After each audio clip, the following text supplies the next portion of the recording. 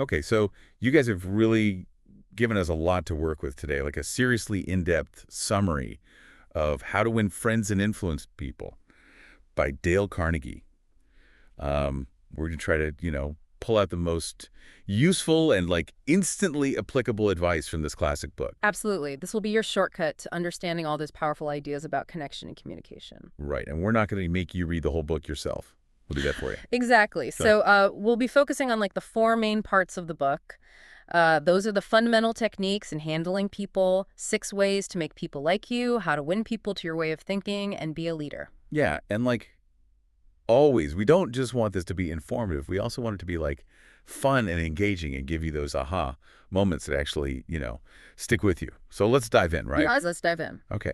So the first part we're going to tackle is fundamental techniques in handling people. Right. And Carnegie's very first point is don't criticize, condemn, or complain.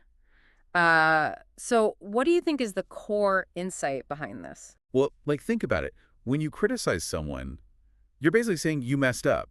Yeah. Like who wants to hear that? Right, exactly. It just breeds resentment. Yeah, and it puts people on the defensive. Like instead of listening to your feedback, they're just thinking about how to defend themselves. Exactly. So instead of criticizing, condemning, or complaining, what Carnegie suggests is understanding and positive reinforcement. Yeah, it's about trying to see things from their perspective. Yeah. And, guiding them towards improvement in a more positive way. Right, exactly. And Carnegie gives this really clear example. Instead of saying you did this wrong, which, is so direct and harsh, try something like, I see what you were trying to do. Maybe we could adjust it this way next time. Yeah, it's like a total shift in approach. You're not attacking them, you're, working with them. Right. It's a much more collaborative approach. So the second fundamental technique is give honest and sincere appreciation.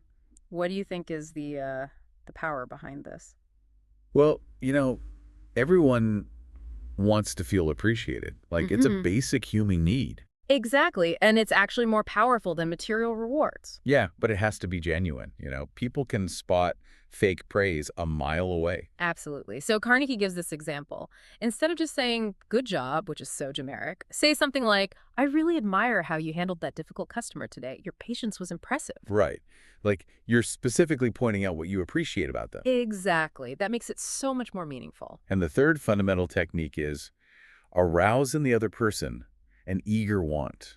Right. So this principle is basically about appealing to the other person's self-interest. Yeah, it's like instead of just telling them what you want, you show them how it benefits them. Right. So instead of saying, I need you to finish this report, you could say, finishing this report today will really help the team stay on track. See, now they're motivated because they see how it benefits the team, which they're a part of. Exactly.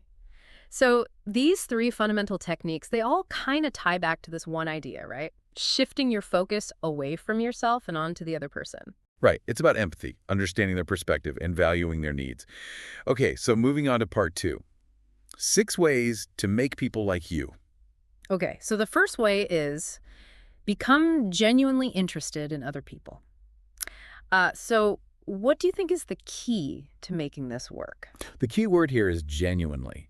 You can't just pretend to be interested in people. Right. It has to be authentic. Yeah, so ask them questions about their lives, their interests, their opinions, and actually listen to their answers. Right. It's all about active listening, making them feel like what they have to say is important to you. Okay, so the second way is smile. Seems pretty simple, right? Right, but it's powerful. Yeah, like a genuine smile makes people feel comfortable and welcome. It shows that you're approachable and friendly. Exactly. It sets a positive tone for the interaction. Okay, the third way. Remember that a person's name is to that person the sweetest and most important sound in any language. Yeah, this one's all about making people feel valued and respected. Right, like you're acknowledging them as an individual. Exactly. It shows that you're paying attention. Okay, number 4. Be a good listener and encourage others to talk about themselves. So this is like a continuation of being genuinely interested, right? Yeah, it's about giving them your full attention and making them feel heard. Right. Let them do most of the talking and ask follow-up questions to show that you're engaged. Okay, number 5. Talk in terms of the other person's interests. This one is all about finding common ground and making the conversation relevant to them. Right, so if you know someone is a big sports fan, maybe bring up a recent game. Exactly. It shows that you're making an effort to connect with them on their level. Okay, and the 6th way to make people like you.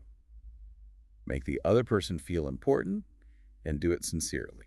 This is about recognizing their strengths and accomplishments and making them feel valued for who they are. Right. And again, it has to be sincere. Yep, absolutely. So part 2 is all about focusing on the other person, making them feel valued and appreciated. Right. It's about building genuine connections. Okay, moving on to part 3. How to win people to your way of thinking. This one sounds a bit more strategic. Yeah, a little bit. So the first point is avoid arguments you can't win. Huh. That's interesting. Why do you think he says you can't win an argument? Well, think about it. Even if you win an argument, have you actually changed the other person's mind? Probably not. More often than not, they just end up feeling defensive and resentful. Right. So instead of trying to win an argument, what should you do? Try to find common ground, understand their perspective. Yeah, and make them feel heard, even if you disagree. Exactly. So the next point is show respect for the other person's opinions. Right. Even if you think their opinions are completely wrong. Absolutely. So avoid saying things like, you're wrong. Instead, you could say something like, I understand where you're coming from, but... Right. Acknowledge their opinion before presenting your own. Okay, here's a tough one. If you are wrong, admit it quickly and emphatically. This one can be hard, but it's so important. Yeah, I guess it shows that you're humble and honest. Exactly. And it builds trust. Okay, next. Begin conversations in a friendly way. This one seems pretty obvious, but... It's important to remember that the tone you set at the beginning of a conversation can impact the entire interaction. Yeah, like if you start off by accusing someone of something, they're probably going to get defensive. Exactly. So start with a smile, a friendly greeting, and a positive attitude. Okay, here's another challenging one. Let the other person do most of the talking. This can be tough, especially if you're a talkative person. Yeah, but it's so important.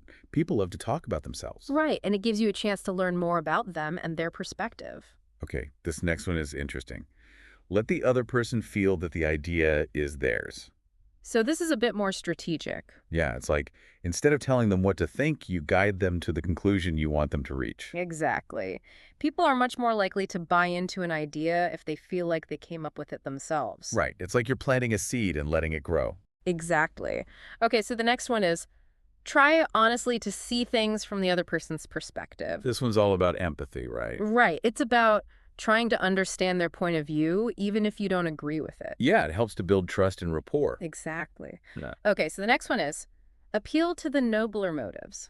What does that mean? It means appealing to people's better nature, like their desire to be fair, honest, and helpful. So instead of saying, I need you to do this because it will benefit me, you could say, I need your help with this because it will benefit the team. Exactly. People are more likely to cooperate if they feel like they're doing something good. Okay, next.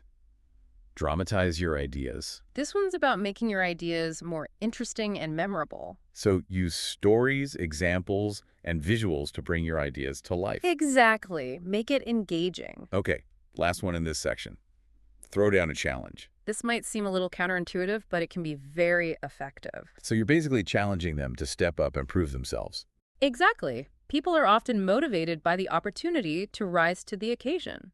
Interesting. So part 3 is all about persuasion, but it's not about manipulating people. Right. It's about understanding their motivations and appealing to their better nature. And it's about presenting your ideas in a way that's engaging and persuasive. Okay, moving on to the final part. Part 4, be a leader.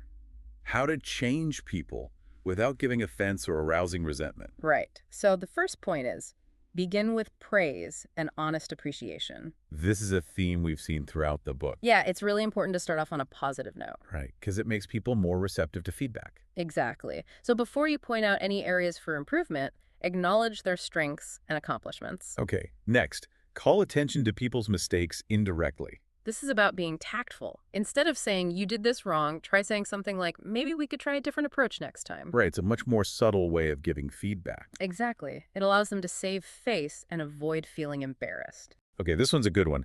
Talk about your own mistakes before criticizing the other person. This is a great way to build rapport and make yourself more relatable. Yeah, because it shows that you're not perfect either. Exactly. So, for example, you could say, I used to struggle with this too, but I found that doing X helped a lot. Right, it shows that you've been there and you understand. Exactly. Okay, so the next one is ask questions instead of giving direct orders. This is about empowering people and giving them a sense of ownership. Right. So instead of saying, do this, try saying, do you think it would be better if we did this? Right. It makes them feel like they're part of the decision-making process. Exactly. Okay, so the next one is, let the other person save face.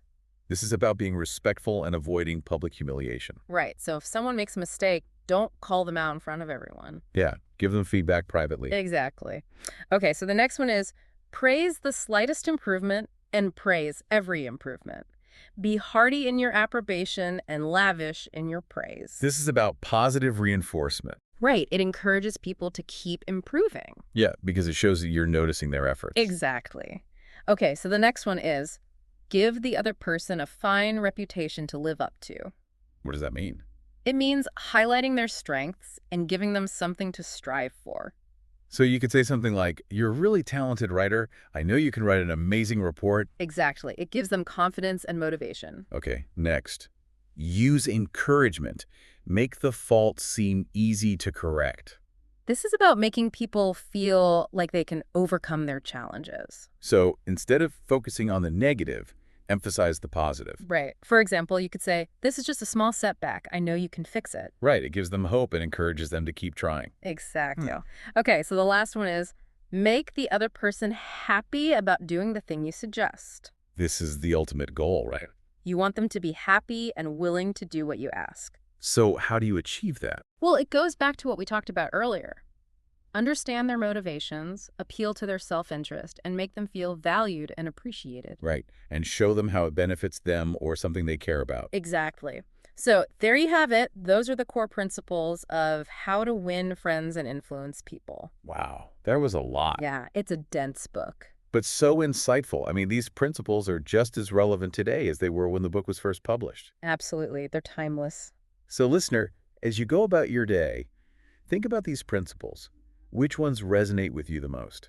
And try putting them into practice. See how they can help you improve your relationships and achieve your goals. Yeah, and let us know how it goes. Maybe you'll have some aha moments of your own to share. We'd love to hear about them. Thanks for listening. See you next